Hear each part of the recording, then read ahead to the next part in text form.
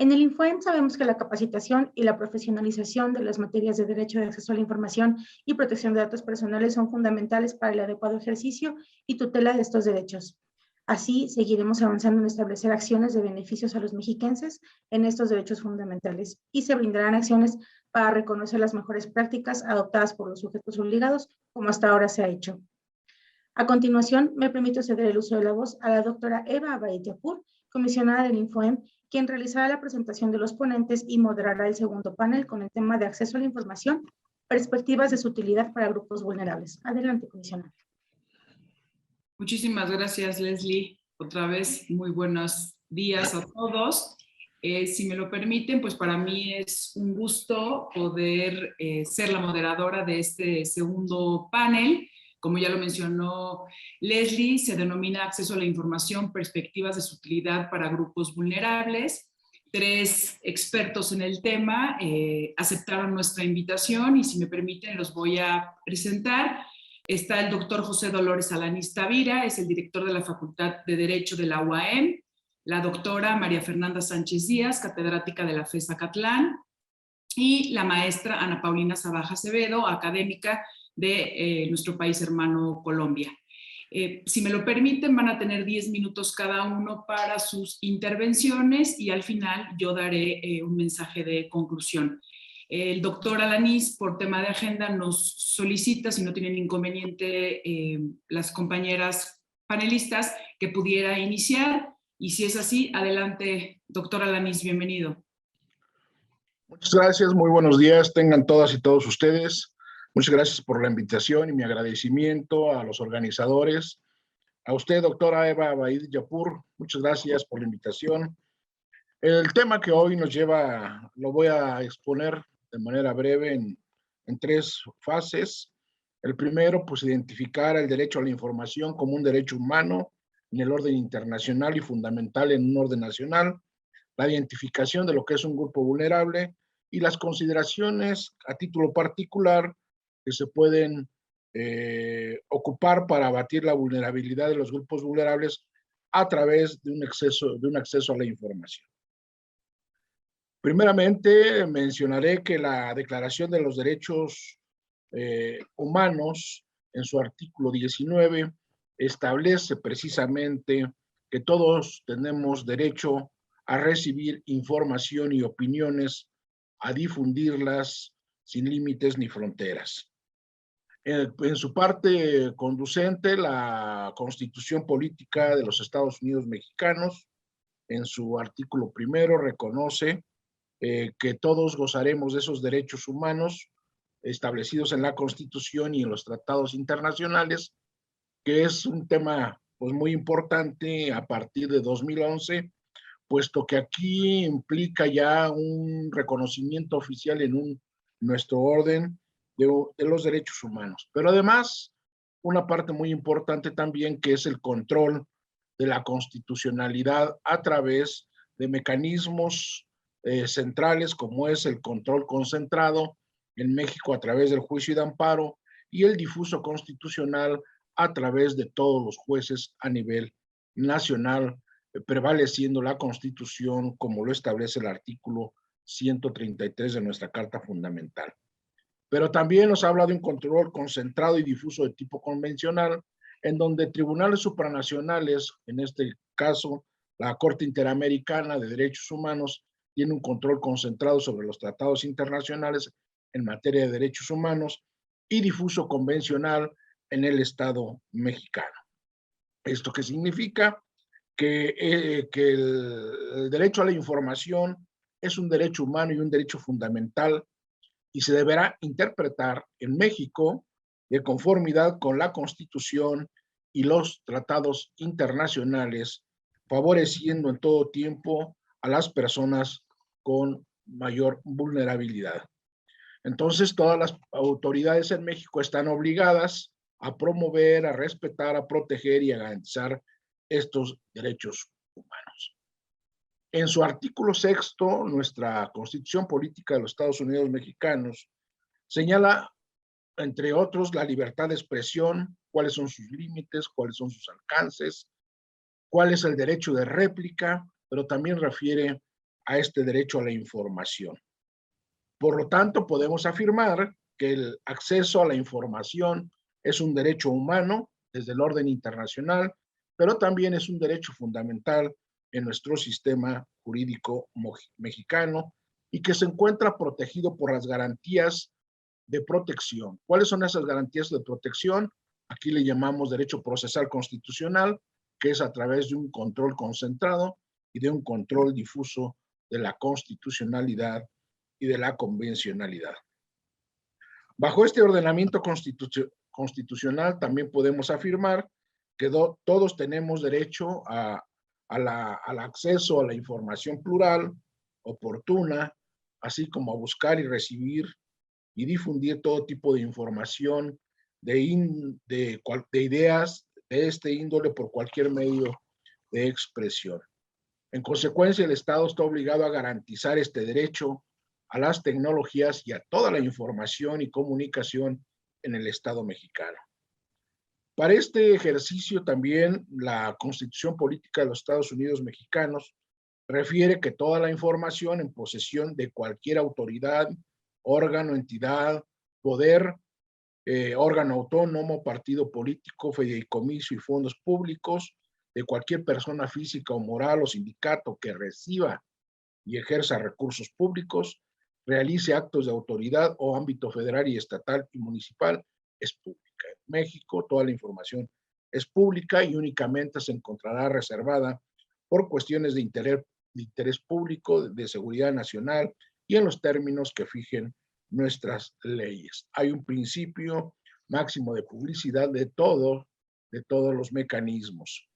Los sujetos obligados deberán documentar en todo tiempo toda la documentación, todo lo que derive de sus facultades y competencias y funciones para proporcionar esta información a lo que se refiere a la vida pública, digamos, y respetar lo que se refiere a la vida privada y a los datos personales que serán protegidos con excepción de los que fijen las leyes.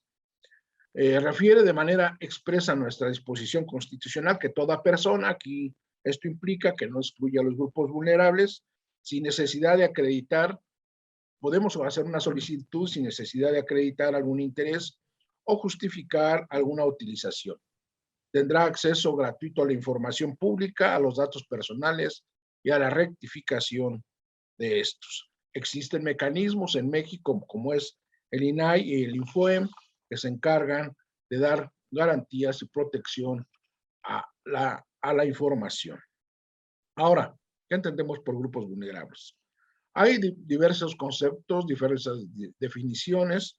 Voy a señalar algunas, como es la Comisión de Atención a Grupos Vulnerables, nos dice que un grupo vulnerable es toda persona o grupo que por sus características o desventajas, por edad, sexo, estado civil, nivel educativo, origen étnico, situación o condición físico-mental, requiere un esfuerzo adicional para involucrarse en el desarrollo de la convivencia. Este concepto de vulnerabilidad se aplica a aquellos sectores o grupos de población que por su condición, edad, sexo, estado civil o origen étnico se encuentran en condiciones de riesgo que le permiten incorporarse al desarrollo y acceder a mejores condiciones de bienestar.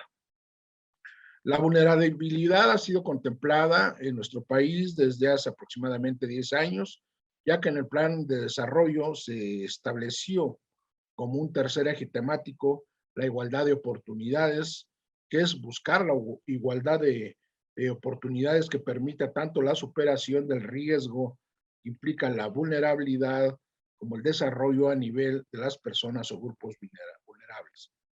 Desde el Plan Nacional de Desarrollo de hace más de 10 años, conciben a los grupos vulnerables, a los niños, a los adultos, a los mayores, a los discapacitados, a los enfermos, a cualquier otro grupo social que por sus características se encuentre expuesto a la violación de derechos humanos. El Sistema Nacional de Desarrollo Integral de la Familia define a la vulnerabilidad también como un fenómeno de desajustes sociales, donde existe carencia y ausencia de elementos esenciales para sustanciar el desarrollo personal e insuficiencia de las herramientas necesarias para abandonar situaciones en desventaja estructurales y coyunturales. La Comisión Nacional de Derechos Humanos considera también una amplia gama de grupos vulnerables que incluye a las mujeres violentadas, refugiados, personas con VIH, SIDA, personas con preferencias sexuales distintas a la heterosexual, personas con alguna enfermedad mental, personas con discapacidad, migrantes, jornaleros, agrícolas, desplazados, etc. Una acepción mucho más amplia de este concepto de vulnerabilidad señala que los grupos vulnerables son todos aquellos que viven en condiciones de pobreza. Lo relaciona mucho con la pobreza, donde dice que las percepciones económicas de las personas en extrema pobreza no les permite adquirir una cantidad suficiente para alimentos, para poder desempeñar sus actividades económicas y sociales de manera satisfactoria. El Banco Mundial también señala que la pobreza extrema configura una situación de vulnerabilidad y que son atadas a todas aquellas personas y familias ante situaciones adversas e intrínsecas de la pobreza. La Ley General del Desarrollo Social define también a los grupos sociales en situación de vulnerabilidad como aquel núcleo de población de personas de diferentes factores, a la combinación de ellos, etcétera. Bueno, aquí entonces, ¿qué es la vulnerabilidad? Según la Organización de Naciones Unidas, es una capacidad disminuida de una persona o de un grupo de personas para anticiparse, hacer frente y resistir aquellos efectos de peligro natural causados por la actividad humana. Desde mi punto de vista, las perspectivas de la información, acceso a la información para el grupo vulnerable son las siguientes. A través de la información es incorporarse al desarrollo y acceder a mejores condiciones de bienestar y convivencia. A través de la información podrá tener un mejor desarrollo individual y familiar, obtener igualdad de oportunidades, gozar de mayor protección de sus derechos, contar con mayores herramientas para la subsistencia y el desarrollo personal, creando oportunidades para lograr una igualdad social, disminuir la igualdad alimentaria. A través del acceso a la información se podrán proporcionar mayores elementos para combatir los factores de riesgo y su capacidad para afrontar y resistir situaciones problemáticas, abatir las consideraciones que genera la pobreza extrema y abatir aquellos recursos para fortalecer la canasta alimentaria, más una estimación de gastos necesarios como son la salud, el vestido, el calzado, la vivienda. A través del acceso a la información se podrán alcanzar mejores niveles de vida y tener acceso a servicios especializados para una protección y su plena integración del bienestar y buscar mecanismos que le permita ser sujetos de asistencia social. Es cuanto, doctora. Muchas gracias.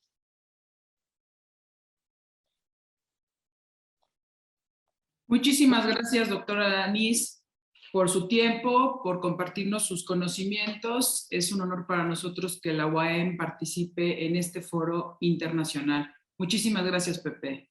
Muchas gracias, doctora. Gracias. Ahora, si me lo permiten, bueno, comentarles también que las fichas curriculares de nuestros ponentes se están presentando, se están proyectando para que quienes nos están siguiendo a través de redes sociales y quienes están conectados en estas plataformas puedan conocer quiénes son ellos. Ahora, si me lo permiten, voy a presentar a nuestra invitada, doctora María Fernanda Sánchez Díaz, catedrática de la FES Acatlán, representante del país México. Adelante, Fer.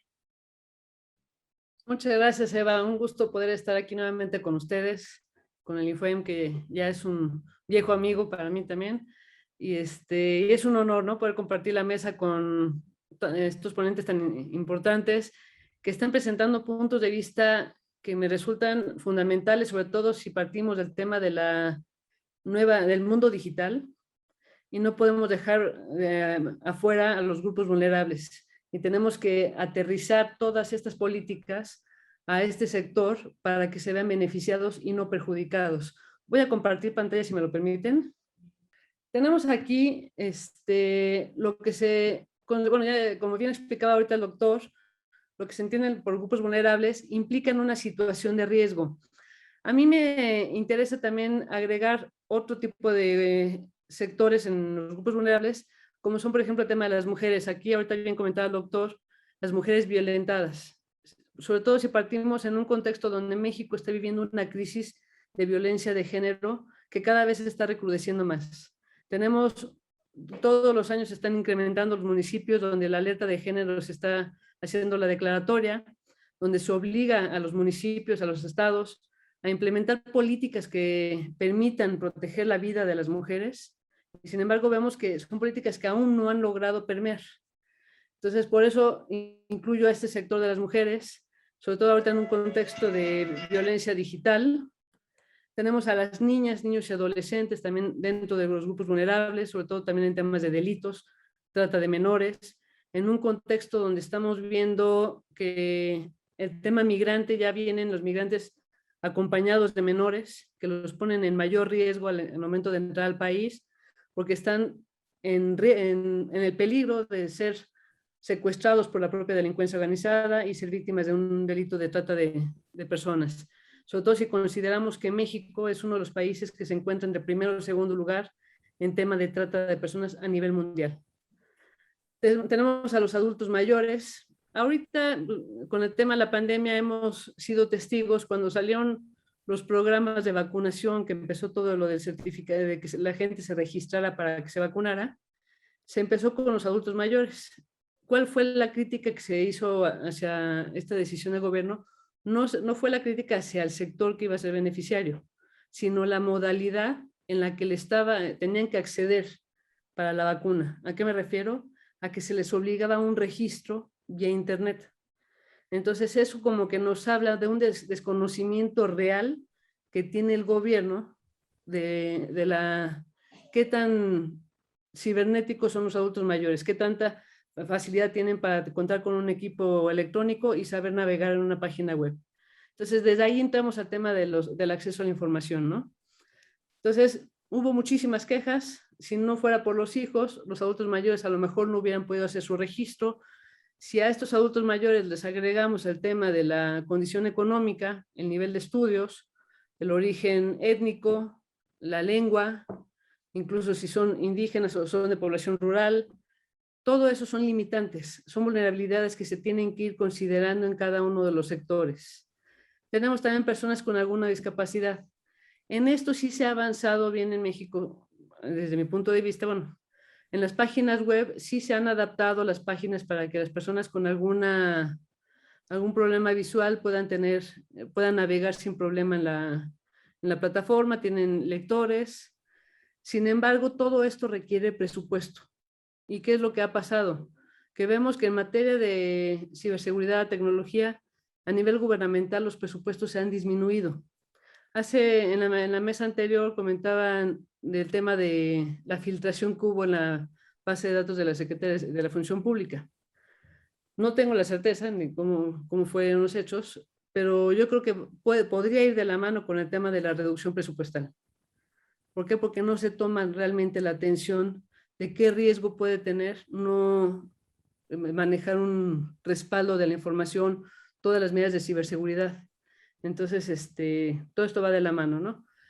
Y vemos, por ejemplo, en el tema de la lengua. Me preocupa a mí mucho. Se los voy a comentar por qué. Porque desde mi experiencia en la CNDH, en el programa de atención a víctimas, pues tuve la fortuna de conocer prácticamente todo el país en cuanto al tema de víctimas se refiere, visitando los centros de atención a víctimas.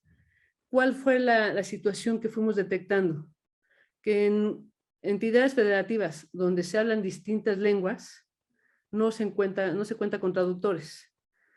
Contamos actualmente con unos criterios que supuestamente tendrían que estar atendiendo todas las dependencias de gobierno, que son los criterios para que los sujetos obligados garanticen condiciones de accesibilidad que permitan el ejercicio de los derechos de acceso a la información y protección de datos personales a grupos vulnerables. Pues dentro de estos criterios está el tema de los traductores. Entonces, regresándome al tema de los indígenas, de las personas que no hablen español, muchas de estas personas son detenidas y no saben ni de qué se les acusa porque no tienen un traductor. ¿Cuál es la situación? No hay presupuesto. Otra vez nos vamos a que para que estos criterios sean una realidad, la Ley General de Transparencia, la Ley General de Protección de datos personales, requiere necesariamente de recursos económicos y de personal capacitado y sensibilizado, como bien establecen los criterios. Tenemos otro tipo de grupo vulnerable, que es las personas de otra nacionalidad. Aquí me refiero a los migrantes. Y tenemos también el tema de las víctimas del delito. Aquí también me gusta incluirlo. ¿Por qué? Porque también dentro de mi experiencia tuve conocimiento de un uso indebido que se hizo de una base de datos en una entidad federativa, donde la persona que tenía a su cargo esa base de datos la utilizó para extorsionar a familiares de víctimas de feminicidio. Entonces, realmente, ¿qué control hay sobre estas bases de datos? Y otra vez me voy al tema de recursos económicos. Las bases de datos de muchas entidades federativas de dependencias de gobierno son muy básicas, porque a lo mejor nada más es una base de Excel en una nube que realmente no saben qué medidas de seguridad han tenido. Digo, si hemos tenido filtraciones de lo que es el padrón electoral, ¿cómo no va a haber una filtración de una base de datos de una Fiscalía General de un Estado? ¿No? Entonces, por eso me interesó incluir el tema de las víctimas del delito. Después aquí, bueno, atendiendo al tema de la vulnerabilidad, tenemos que implica que una persona con condición o característica especial se vea imposibilitada para satisfacer necesidades básicas o defender sus derechos. Aquí dice que la información es la mejor herramienta para que una persona pueda ejercer de mejor forma sus derechos. Como bien lo saben, Eva, aquí mis compañeros del INFOEM, yo soy una defensora de todo lo que son los organismos garantes del acceso a la información. La verdad es que se me ha hecho un gran avance por parte de México, porque es la herramienta que tenemos como ciudadanos de vigilar y exigirle al gobierno. Pero también tenemos una responsabilidad. Y aquí me voy sobre todo al tema de protección de datos. Aquí también se estuvo hablando del tema de la digitalización. Yo estoy de acuerdo en toda esta digitalización, en el uso del Big Data es fundamental para la toma de decisiones, pero creo que aún en México no hemos avanzado mucho en esa materia y no se ha considerado a los grupos vulnerables. Estos grupos vulnerables que por años han sido ignorados. Las políticas públicas realmente no las contemplan si no es porque tengan algún beneficio político. Entonces, este Big Data nos va a permitir conocer en más detalle a la población objetivo de cada política. Va a permitir hacer una microsegmentación atendiendo al comportamiento y características de este grupo focalizado, a mejorar la eficiencia operativa de las políticas, a mejorar también las tecnologías, el Internet de las cosas, para poder apoyar a estos grupos vulnerables. Se necesita optimizar los recursos. Y otra vez me voy al tema presupuestario. Si no apostamos por este tipo de tecnologías, México va a seguir siendo vulnerable ante cualquier ataque y en grupos vulnerables los pone todavía, como bien se dice, en mayor riesgo, ¿no? Entonces, aquí los criterios también nos señalan que los sujetos obligados deben promover e implementar todas las acciones que vayan dirigidas a garantizar las condiciones de accesibilidad para el ejercicio del derecho humano al acceso a la información y protección de datos personales, de manera igualitaria a las personas que se encuentran dentro de grupos vulnerables. Otra vez me voy un poquito a lo que es la práctica que tuve como titular de transparencia. El personal que a veces está en las unidades de enlace no está muy sensibilizado o ya está desgastado. Entonces, yo tuve conocimiento de un caso donde un adulto mayor acababa de perder un juicio laboral porque en la dependencia no habían hecho el cambio de domicilio. Al momento de él de querer ejercer su derecho salco, informar sobre el cambio de domicilio, al servidor público se le hizo muy fácil decir, tengo 30 días para hacer el cambio, todavía tengo tiempo. Sí, nada más que no contó que en esos 30 días se le iba a estar notificando a la persona. Este adulto mayor no tuvo acceso a esa notificación y perdió el laudo. Entonces, ahí vemos ya un impacto a un grupo vulnerable como son los adultos mayores, ¿no? Además, era una persona que tenía que trasladarse a la dependencia porque no sabe utilizar las herramientas como la computadora y desde ahí solicitar un cambio de domicilio. Entonces, son gastos que también representan para este tipo de grupos, ¿no? Tenemos una resolución muy importante que es la AGRS 2514, que ahí nos habla que el acceso a la información pública es el fortalecimiento de la democracia, donde se insta a los Estados miembros a respetar el acceso de todas las personas a la información pública y a promover la adopción de medidas necesarias para asegurar su aplicación efectiva. Reafirma que toda persona tiene el derecho de buscar, recibir, acceder y difundir informaciones, ya que el acceso a la información pública es requisito indispensable para el funcionamiento de la democracia. A mí me gusta mucho este señalamiento en la resolución. Sin embargo, ¿qué es lo que hemos visto cuando una persona quiere acceder a la información pública? Las dependencias de gobierno lo ven como un acto de molestia y no como el ejercicio de un derecho humano al que tenemos, que está reconocido a nivel internacional y nacional. Simplemente están buscando a ver quién habrá mandado esa solicitud, en lugar de verlas a veces como unas oportunidades de mejora institucionales para fomentar lo que es la transparencia proactiva. Si yo ya sé que determinado grupo vulnerable necesita tener tal información, ya sea, por ejemplo, para acceder a los programas sociales de adultos mayores, de personas con discapacidad, pues yo como gobierno tengo que facilitar las herramientas para que toda esta información a ellos les llegue de manera más sencilla. Hace un momento en la mesa anterior también comentaban algo muy cierto. La gente que tenemos determinada formación, vemos cualquier comunicado y lo entendemos sin ningún problema, pero porque estamos inmersos en estos temas. Si nos vamos a la población en general, esta información no es clara, necesita una explicación. Entonces, a veces también son de las trampas que yo he llegado a detectar, sobre todo en respuestas de solicitudes de transparencia que dicen, como que te contesto, pero a la vez no te estoy contestando, simplemente te estoy enredando con la respuesta para que ya no me generes más problema. Y eso pasa mucho con los adultos mayores o con personas que tienen un nivel de escolaridad baja, personas del campo, indígenas, simplemente no les dan la información correcta. Aquí también tenemos que se establece la obligación, entre otras las del uso de intérpretes en lenguas indígenas, que les digo, no es frecuente encontrarlas a nivel procuraduría, por ejemplo, que fue mi experiencia, no existían. Entonces tenemos tanto víctimas del delito como imputados que no tienen ni idea de qué se les está acusando. O bien ni siquiera se les da acceso al expediente, o si se les da acceso al expediente, no tiene una traducción. Las dependencias del gobierno tampoco están destinando en sus presupuestos anuales una partida presupuestal para la contratación de intérpretes o de traductores. Sí vemos en eventos o en las mañaneras, vemos que está un traductor de señas. Creo que eso es lo único como que les han tomado realmente cierta atención. Pero por cuanto a traductores a lenguas indígenas, les puedo decir que no.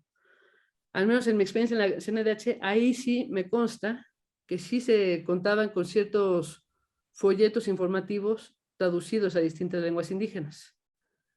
Entonces, eso es lo que tendría que estarse haciendo por parte del gobierno. Pero les digo, una solicitud de transparencia que llegue en alguna lengua indígena, no tenemos cómo atenderla realmente. Bueno, no tienen, yo ya no trabajo en el gobierno federal, pero el gobierno federal no tiene cómo atenderla, y mucho menos el tiempo para encontrar un traductor y los recursos económicos para pagar esa partida. Entonces, ahí tenemos que ese derecho al acceso a la información para este grupo vulnerable no va a poder ser atendido en la realidad. Queda muy bonito en el texto, pero ya en la práctica se queda simplemente como un anhelo. Aquí me permití transcribir una nota periodística que deja ver esta situación que les comentaba yo. Dice: el acceso a la justicia para los pueblos originarios está pendiente. La situación de la asistencia de intérpretes y traductores de lenguas indígenas está en crisis. A las personas indígenas se les ha negado, obstaculizado y vulnerado sus derechos humanos. Los pueblos originarios se enfrentan a una violación a sus derechos a la justicia al no ser asistidos por un intérprete o traductor de su lengua originaria durante un proceso penal, a pesar de que las lenguas indígenas son el primer idioma de muchos de los habitantes de las diferentes comunidades originarias de México. Y aquí entra todo lo que sea el acceso a la información. Tenemos aquí, dice, esta problemática es causante también de que en los centros de readaptación social existen personas de pueblos originarios que se encuentran aún sin saber de qué delito se les acusa o por qué motivo fueron privados de su libertad. Existen estudios que demuestran que la mayoría de las personas indígenas que fueron juzgadas y procesadas por el sistema de justicia no recibieron la asistencia de intérpretes en su idioma originario y que aprendieron a hablar español durante su tiempo en el centro de readaptación. Aquí prácticamente quedan a expensas del abogado que les asigne el Estado, porque tampoco van a tener los recursos para pagar a un abogado. Entonces, toda la información que puedan ir obteniendo por parte de las fiscalías no les va a servir absolutamente de nada porque quedan a expensas de estos abogados. Tenemos, ya casi para cerrar, lo que será el tratamiento de datos personales de grupos vulnerables. Dice aquí, los datos personales de grupos vulnerables deben ser utilizados para un beneficio hacia ese sector. Sin embargo, en la práctica lo que se ha visto es que o son ignorados estos grupos poblacionales o bien nos encontramos con servidores públicos que hacen uso indebido de esta información. No sabemos si ese uso es para una cuestión clientelar, política, de extorsión. Aquí estos grupos vulnerables tienen que ser aún más protegidos. Esta información que podemos analizar a través del Big Data y que sería formidable, podría ayudar a que estas personas puedan cumplir con su derecho humano al desarrollo, por ejemplo, a una vida digna, a facilitarles las condiciones de vida, el acceso a la educación, a un trabajo digno. Y ya para concluir, tenemos que la discriminación es uno de los factores que atentan contra estos grupos vulnerables. Tenemos dos tipos de discriminación, la negativa y la positiva. La negativa es todo lo que va en detrimento para que una persona pueda avanzar. Y la positiva, ahí encontramos lo que son las acciones afirmativas, ¿no? Que son medidas temporales que sirven para equilibrar la balanza para que estos grupos puedan avanzar igual que los demás. Por mi parte sería todo. Muchísimas gracias.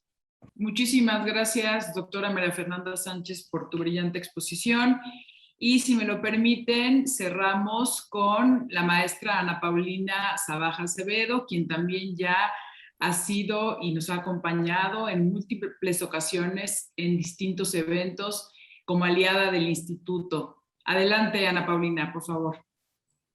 Muchas gracias, Eva. Un saludo especial a todos los comisionados. Un placer nuevamente estar con ustedes acá. Entonces me voy a permitir compartir una presentación porque la verdad creo que es también más fácil para todos poder seguir el hilo de las conversaciones. Entonces, un poco lo que se me pidió en esta sesión del día de hoy, ya quisiera algunas reflexiones en torno al derecho de acceso a la información pública y los grupos vulnerables, la utilidad que puede tener y la forma, creo yo, que donde voy a concentrar mi presentación es cómo podemos avanzar más allá de la necesidad de entender que este es un problema prioritario, cómo avanzamos para darle una solución. Llamémoslo así, inmediata a un problema que se ha venido aplazando mucho en la discusión de acceso a la información pública y derechos fundamentales, pero que indiscutiblemente en los últimos años nos hemos dado cuenta cómo cada vez más se centra en, digamos, en el corazón de la discusión del derecho de acceso a la información pública. Ya se les explico desde mi perspectiva por qué. Lo primero es que existe un contexto, digamos, particular en el cual debemos entender la vulnerabilidad. Ya los compañeros que tuvieron la oportunidad un poco de iniciar este panel, pues fueron bastante robustos en la forma en la que se entiende que son estos grupos vulnerables y son todas aquellas personas o poblaciones que por alguna circunstancia en particular o una naturaleza en particular se encuentran en mayor medida expuestas a sufrir la vulneración de sus derechos fundamentales. Pero si bien hay algo importante en toda esta explicación, es necesario comprender que el mundo y los espacios sociales en la actualidad son diversos. Eso nos lleva a una reflexión muchísimo más profunda de lo que significa la vulnerabilidad.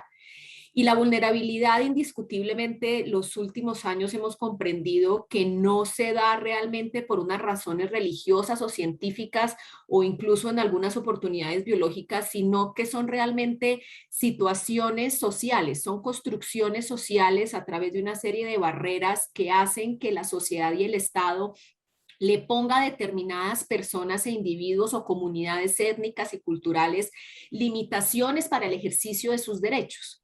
Entonces, cuando entendemos la vulnerabilidad como una circunstancia social, como una falta de oportunidad social para la garantía de los derechos, empezamos a entender que realmente la vulnerabilidad va más allá de aquellas categorías en las cuales hemos intentado unir a los individuos y va más asociada realmente a cómo la sociedad entiende la dignidad y el respeto de toda la población o de todos los seres humanos, independientemente de las condiciones en las cuales se encuentren particularmente relacionados. Otro elemento importante del contexto es que los últimos años ha existido un marco normativo que se ha visto reforzado para ciertos grados de condición de vulnerabilidad. Algunos con mayor profundidad que otros, como las personas con discapacidad, las comunidades étnicas y culturales, incluso las mujeres entendiendo como un factor de vulnerabilidad sencillamente su género. Esta inclusión, digamos, incluso tiene una gran lectura política que también es diferencial y que creo que esto es clave entenderlo, porque depende mucho de la agenda global y de la capacidad que tengan estos grupos poblacionales de hacer defender la oportunidad para el ejercicio de sus derechos y para la garantía de estos derechos. Y esto es muy importante en el contexto porque gran parte de la vulneración de los derechos también está dada porque esa agenda global no habla de los problemas realmente globales, no está hablando realmente de los individuos desde su condición de dignidad y de respeto. Y eso nos lleva a que tratemos un poco de comprender, y los invito a que todos ustedes comprendan cuáles son 6 iniciales barreras que se encuentran no solamente para el derecho de acceso a la información pública, que es lo que nos concentra, sino realmente barreras que existen en la sociedad, que la promueve la sociedad en su conjunto y que indiscutiblemente el Estado como, digamos, gran estructura en muchas oportunidades también la profundiza. Hay unas barreras de tipo actitudinales y en este caso la doctora nos hablaba mucho de la capacidad que tienen las conductas, las palabras y las frases para discriminar a los individuos independientemente de su condición. También hay una serie de barreras comunicativas. Muchas de ellas están asociadas principalmente a 2 grandes barreras que se dan en la actualidad, las lingüísticas y las tecnológicas. Muchas de estas barreras comunicativas están indiscutiblemente relacionadas con el derecho de acceso a la información porque imposibilitan la consulta y el conocimiento de la información que se establece como uno de los atributos de poder más importantes en la actualidad y también indiscutiblemente como un bien público. Hay otra serie de barreras que son barreras estructurales. Unas barreras que las denomino así porque son las que son más difíciles de contrarrestar en la actualidad. El primero es el desconocimiento de la realidad y de la culturalidad de las poblaciones. ¿Y por qué es un desconocimiento? Si ustedes empiezan a ver un poco cómo se estructuran las grandes fuentes de información pública, es decir, los censos y etcétera, cada vez más empiezan a aparecer algunos pequeños indicios de cómo podemos un poco reconocer la diversidad en las políticas públicas a partir de los datos, pero también se empiezan a desconocer otra serie de realidades culturales, incluso en el proceso de recolección de la información. Y también hay un desconocimiento de los derechos fundamentales de los diferentes pueblos, comunidades étnicas y culturales, y es un desconocimiento estructural. Hasta ahora realmente estamos comprendiendo cómo la diversidad se convierte en una oportunidad para construir Estado social de derecho, pero adicionalmente cómo se convierte en una oportunidad real la diversidad para la garantía de otros derechos fundamentales. Y también hay una serie de barreras que estuvieron un poco tocando, creo que no era la intencionalidad del panel anterior, pero nos llevó hasta allá un poco la reflexión que estaba escuchando. Hay unas barreras de tipo físicas, que son las que estamos también llamados un poco a reconocer a aquellos que nos importa el derecho de acceso a la información pública, pero también una serie de barreras digitales, como nos decía la doctora Sánchez anteriormente, que están indiscutiblemente relacionados con la imposibilidad o la dificultad que genera para el acceso y el uso a los espacios públicos, e incluso a los espacios públicos que son de funcionalidad digital. Y creo que la pandemia nos mostró también cómo no solamente es la imposibilidad de una persona en condición de discapacidad de acceder a una infraestructura física del Estado, sino como tampoco puede acceder a una infraestructura digital que le permite dar la garantía de unos derechos. Pero también hay 2 tipos de barrera que no necesariamente se hablan mucho, pero que son indiscutiblemente claves. La primera son las barreras de tipo jurídico. Y creo que son una de las barreras más fuertes. La norma no está escrita en la diversidad, incluso porque no está escrita para que todas las personas de diferentes etnias y culturas puedan conocer la información que está contenida en las normas, sino que incluso la forma en la que se estructuran las normas, se piensan las normas y se escribe la forma en cómo se determina cada grupo poblacional tiene una implicación clave en en la relación que tiene no solamente el individuo con el Estado, sino con la normatividad que le permite el ejercicio de esos derechos. Y también hay unas barreras políticas, que son las dificultades para actualizar los datos y la información de estos grupos vulnerables, y cómo adicionalmente no encontramos que existan en los presupuestos públicos una priorización en materia presupuestaria y organizacional para comprender que la administración pública es de todos y que por lo tanto los bienes, los servicios y la administración debe estar al servicio de todos en esa diversidad. Y por último, esos espacios de participación, digamos, política y social, que tampoco comprenden la diversidad para poder acceder a los derechos. Es aquí donde el derecho de acceso a la información pública creo que empieza a retomar una importancia crucial. Primero, porque indiscutiblemente cuando hablamos del derecho de acceso a la información pública ha tenido en los últimos años una suerte de concentrar casi siempre los debates en algunas garantías que tiene el derecho de acceso a la información, en cómo están escritas las reservas y la confidencialidad que permite el derecho de acceso a la información, pero muy pocas veces reflexionamos sobre los principios del derecho de acceso a la información, que son los que realmente van a permitir el ejercicio de cualquier tipo de individuo a este derecho fundamental. Y dentro de muchas de estas reflexiones se nos escapa uno de los principios más importantes.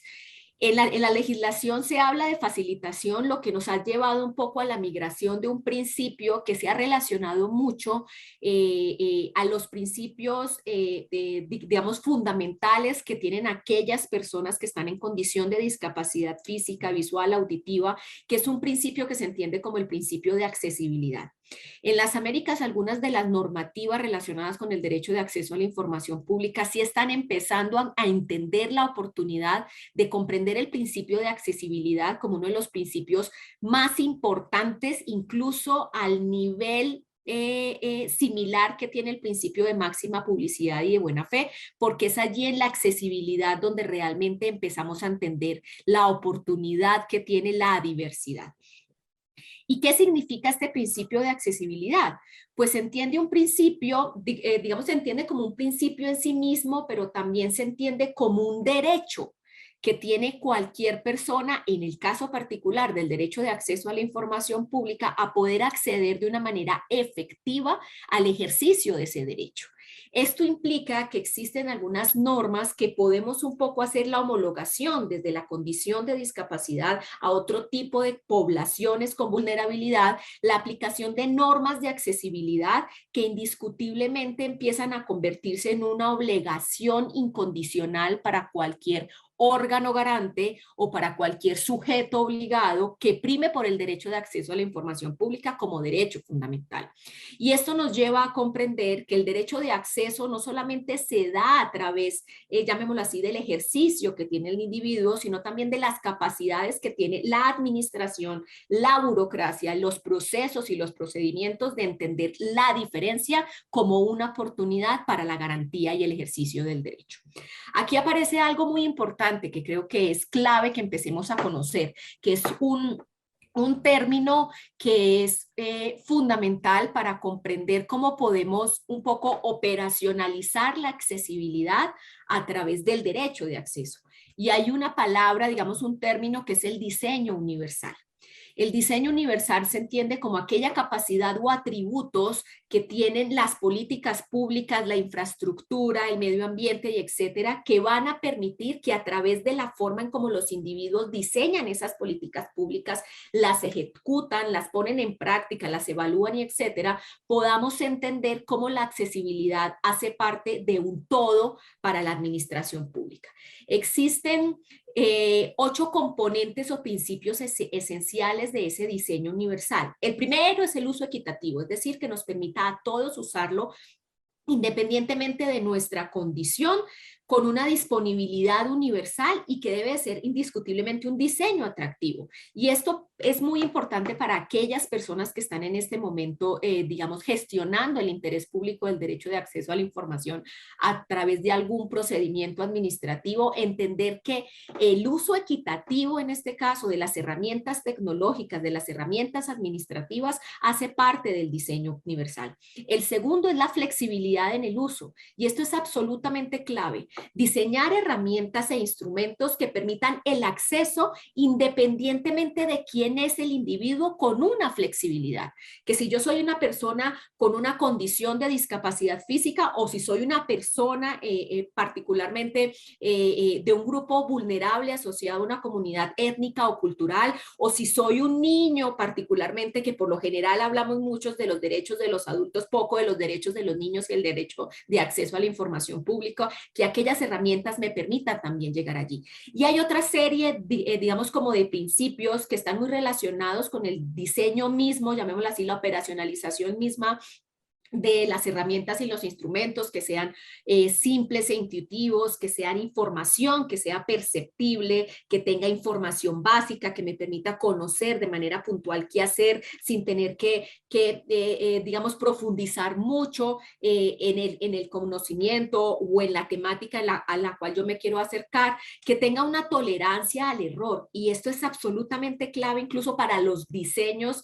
que son, llamémoslo así, digitales y virtuales, que permitan que realmente yo me equivoque lo menos para poder acceder al bien público de la información. Entonces no deben ser cosas complejas, debe tener un esfuerzo físico muy básico para que aquellas personas con dificultades en su movilidad también puedan hacerlo. Incluso cuando hablamos de estándares de accesibilidad, hay unos que son muy fuertes, que son los estándares de accesibilidad física, es decir, la forma en la que diseñamos la infraestructura en la cual el Estado se mueve, los edificios a los cuales los ciudadanos se acercan, cada vez menos, pero indiscutiblemente en algún momento tenemos que pensar en los temas de las rampas, en los temas de dónde ubicamos los centros de información, en dónde ubicamos los trámites y servicios, o las oficinas donde los individuos pueden hacer trámites y servicios. Y permitir el acceso a la información con criterio diferencial, pues tiene una serie de obligaciones o una serie como de recomendaciones. Primero es que el Estado debe eliminar todas las formas de discriminación. Y esto implica por los mismos diseños institucionales, que en muchas oportunidades son restrictivos, y debe de reconocer que todas las personas, independientemente del ámbito personal o colectivo en el cual se desarrolla, son titulares de los derechos. Esto pareciera que fuera repetitivo para aquellos que hablamos mucho del derecho de acceso a la información o que hablamos mucho de los derechos, pero resulta que por más que creamos que los derechos son universales, y lo son, no son realmente apropiados universalmente por todos, ni siquiera por aquellos que tienen, llamémoslo así, un estatus superior en la sociedad, que son los servidores públicos que están llamados a la garantía realmente de los derechos y a la promoción de los derechos humanos. En muchas oportunidades no entendemos en la práctica que todo individuo, incluso aquellos que tienen algunas privaciones de su libertad o que han perdido derechos políticos y civiles, también tienen derecho al ejercicio de sus derechos. Y que adicionalmente hay unas particularidades y necesidades específicas, que esto no quiere decir que haya una discriminación negativa, es lo que realmente nos hablaba la doctora Sánchez. Frente a las particularidades y necesidades específicas es cuando opera la discriminación positiva. Y no es que sea un reto adicional para la administración pública, es una obligación. Y es una obligación de buscar soluciones diferenciadas en los trámites, en los servicios, en el proceso administrativo, pero también en la forma del relacionamiento con el Estado. Entonces, hay 7 obligaciones que yo reconozco como básicas. La primera es la remoción de todas aquellas barreras físicas, auditivas y de infraestructura. Y se debe hacer ya, no se debe hacer después, porque los derechos no se postergan. Los derechos son para el ejercicio actual, y hay que pensarse en la forma en cómo los planes de acción de cada uno de los sujetos obligados, en cómo el presupuesto tiene una relación particular con los derechos, y en cómo cada una de las actuaciones administrativas y políticas que tienen los servidores públicos tienen una implicación en el goce, en la igualdad de esas condiciones. Tiene que haber una adecuación física. Por lo general, muchas de las administraciones públicas o de los edificios de las administraciones públicas, incluso la forma en la que se construyen las sociedades, las ciudades están construidas para supuestamente un tipo de individuo. Un individuo que tiene movilidad absoluta, que tiene capacidad cognitiva absoluta, que tiene conocimiento absoluto, y resulta que cada vez más nos damos cuenta cómo los edificios de un ministerio en particular, de una alcaldía, de una gobernación, son edificios que fueron construidos hace más de 30, 40, 50 años, donde incluso ni siquiera una de las primeras condiciones de accesibilidad para personas en condición de discapacidad física es una rampa. Muchos no tienen. Y la adecuación pareciera que fuera de segundo plano. Pensamos primero en cómo solucionamos solicitudes de acceso a la información, que es muy importante, pero nunca adecuamos nuestra infraestructura física. Hay otra necesidad y otra obligación del Estado, que es el esquema de educación y de estructura curricular. Estos temas de dignidad y de respeto de los individuos, que son temas de derechos humanos, se aprenden, se deben estructurar. Se debe entender que no todos los individuos aprendemos de la misma manera ni aprendemos las mismas cosas o tenemos las mismas necesidades. Por lo general, la educación está guiada a un tipo de individuo. Cada vez más comprendemos la diversidad de la educación, pero por lo general está a un tipo de individuo que aprende el español o que aprende el lenguaje escrito, pero que no tiene por qué aprender el braille, pero resulta que sabemos cómo la educación se convierte en un potenciador en la garantía de los derechos, y allí también tiene que existir la oportunidad de que en estos marcos de cultura de transparencia, pues entendamos la diversidad nuevamente como una oportunidad, pero como una obligación. La adecuación de los servicios de información y de las comunicaciones que ustedes se dan cuenta que están teniendo una relevancia crucial ahora, pero que también están generando una brecha que ha impedido que muchas poblaciones hayan logrado comprender las necesidades en el medio de una pandemia, las oportunidades que tenían para salir de estas dificultades en la pandemia, pero que adicionalmente nos han ayudado a entender cómo todos los servicios electrónicos y de emergencia deben de tener esta conciencia. Ningún estado en el mundo está exento de que le suceda cualquier tipo de emergencia. Una emergencia social, una emergencia política, una emergencia ambiental. Debemos incluso empezar a pensar en la forma en cómo adecuamos nuestros riesgos institucionales desde una diversidad. Y la obligación de generar, en este caso, el acceso en igualdad de condiciones a todos los bienes públicos y servicios, digamos, abiertos que tenga el Estado. Pero también hay una cosa fundamental que se escapa mucho del debate de la diversidad y el acceso a la información pública, que es la obligación de aquellos privados, no solamente que ejercen funciones públicas, sino de los privados que contribuyen al desarrollo y que contribuyen a las oportunidades de mejoramiento de la calidad de vida de los individuos. ¿Dónde podemos nosotros hacerle entender o cómo le hacemos entender al gran sector privado la oportunidad también de comprender que los derechos humanos, las obligaciones de compliance, la oportunidad de generar nuevos negocios, de poderse permitir participar de la sostenibilidad del Estado, también invoca una garantía de los derechos en condición de diversidad?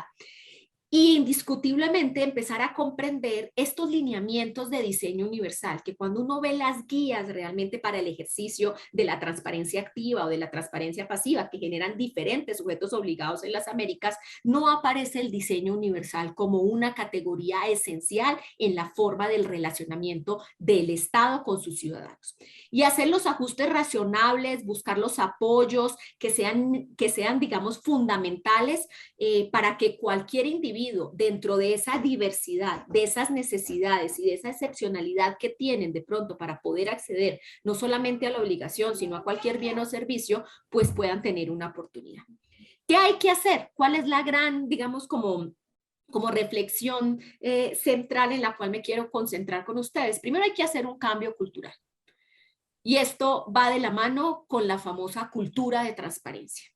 Ya llevamos más de 20 años en las Américas hablando del derecho de acceso a la información pública, hablando de la necesidad de que los individuos, independientemente de su posición, si como servidor público, como ciudadano en general, entienden la transparencia como un atributo de buena calidad de la democracia, pero ya es el momento de generar un cambio cultural de transparencia con diversidad o de transparencia con integralidad, es decir, que nos comprendamos realmente a todos. Lo segundo es el uso de los términos adecuados para la inclusión de las personas.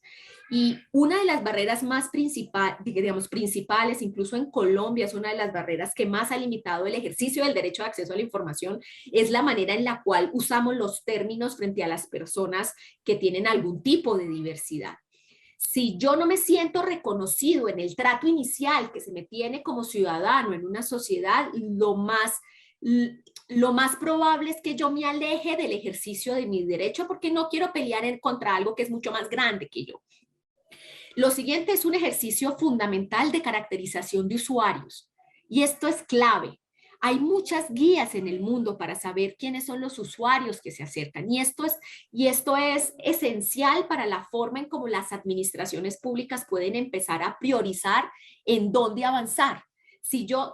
Esto no quiere decir que me vaya a concentrar en determinado tipo de población vulnerable, sino cómo me puedo priorizar los pocos recursos que tengo, el poco capital humano que tengo para realmente hacerlo a aquellas personas que se me acercan con mayor persistencia, digamos un poco a tener los servicios que yo ofrezco como administración pública.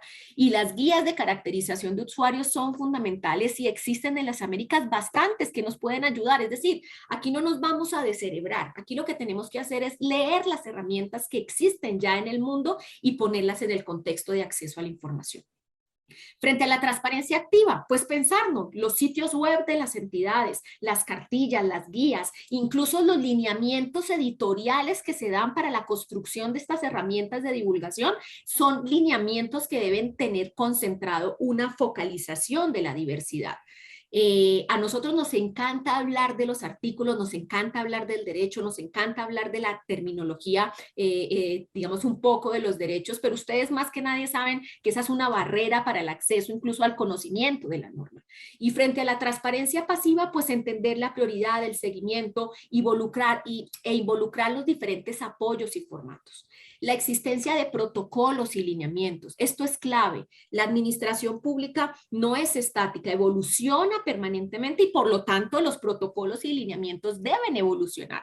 Y ahora deben evolucionar hacia esta perspectiva de accesibilidad. Y hay algo fundamentalmente, digamos que yo reconozco como una de las grandes debilidades, pero una gran oportunidad que pueden tener las administraciones públicas ahora, es que primero, los grupos vulnerables deben existir políticamente. Incluso deben existir en la realidad administrativa. ¿Y qué significa que existan en la realidad administrativa? Pues que se les busque un espacio, que se les caracterice, que se les busquen los datos, que se les visibilice, que se les convoque a la construcción de esos mismos protocolos y lineamientos y que se adecúen las labores que tiene el Estado a sus necesidades. No es el ciudadano el que se tiene que adecuar al Estado, es el Estado al ciudadano. Y creo que esa es la necesidad de poner la pirámide a la inversa, donde empecemos realmente a colocar al ciudadano, digamos, como constituyente primario en la cima de la pirámide y no al Estado en la cima de la pirámide, porque el Estado no es nada sin los ciudadanos. Y por último, buscar los medios de difusión y los procesos, indiscutiblemente el apoyo presupuestal y tecnológico para este tema.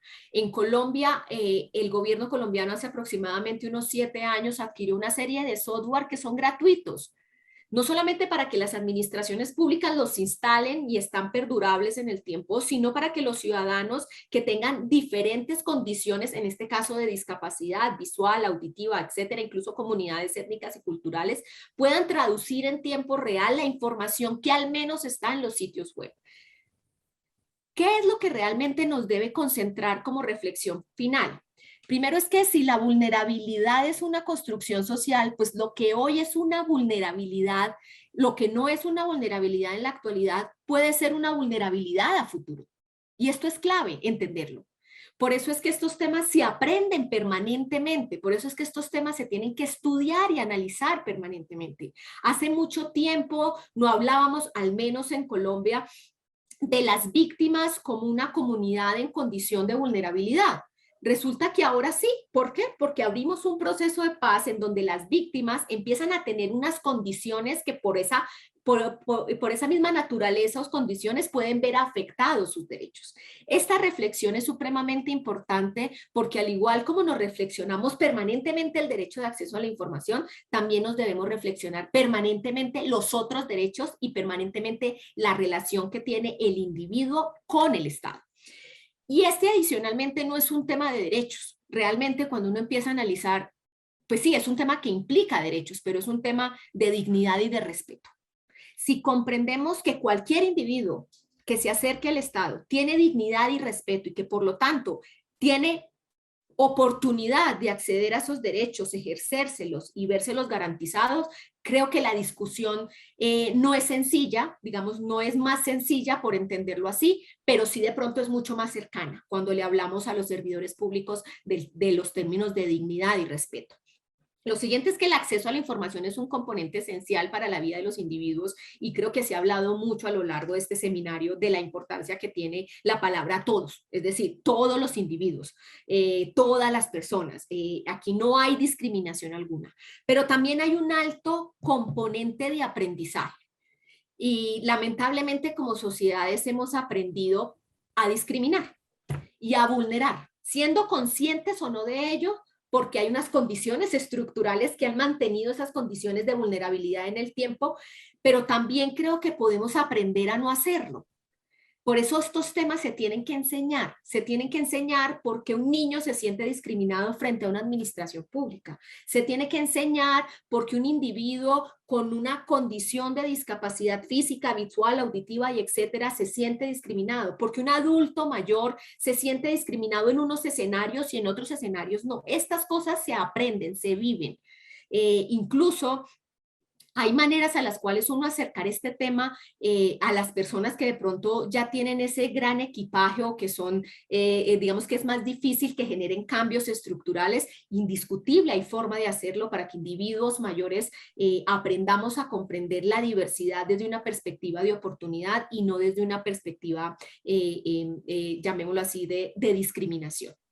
Y que es perentorio cambiar y que todas las personas indiscutiblemente pueden aportar a la sociedad de una manera igualitaria y que el derecho de acceso a la información es lo que en principio les puede permitir a estos grupos vulnerables realmente aportar a la sociedad en el entendido de que la diversidad nuevamente es una oportunidad, es un beneficio que tiene el mundo en colectivo al entendernos a todos como diversos y es la gran digamos, es el gran sentido de podernos reconocer en el otro, no solamente como individuos propios, sino como sujetos de derecho, como parte y oportunidad de un Estado y como llamémoslo así, la esencialidad de la sociedad y del derecho de acceso a la información pública empiezan realmente a tomar el centro del debate en la oportunidad que tenemos cada uno de nosotros como individuos de comprender que el otro también es importante. Muchas gracias. Muchísimas gracias, Ana Paulina. Con esto cerramos la participación de este segundo panel. Sin duda, la participación de nuestros tres ponentes, sobre todo, y el tema que nos ocupó en este espacio, deja ver lo mucho y lo que falta por hacer, no nada más por el gobierno, por el servicio público, los servidores públicos, sino también por los ciudadanos, de concretar y de hacer y realizar acciones en beneficio de toda la población. Muchísimas gracias a nuestros tres ponentes. Ha sido un gusto poder moderar este panel y cedo el uso de la voz a nuestra maestra de ceremonias. Muchísimas gracias.